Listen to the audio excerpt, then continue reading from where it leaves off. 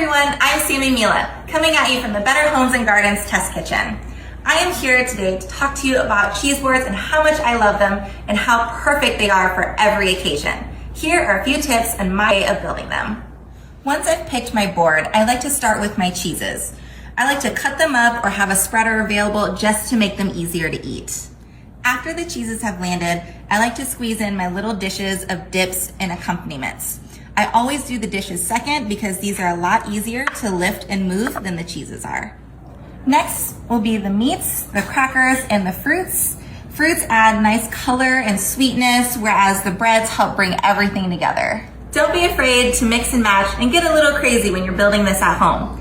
For more tips and tricks, you can swipe up or visit our website at bhg.com/boards.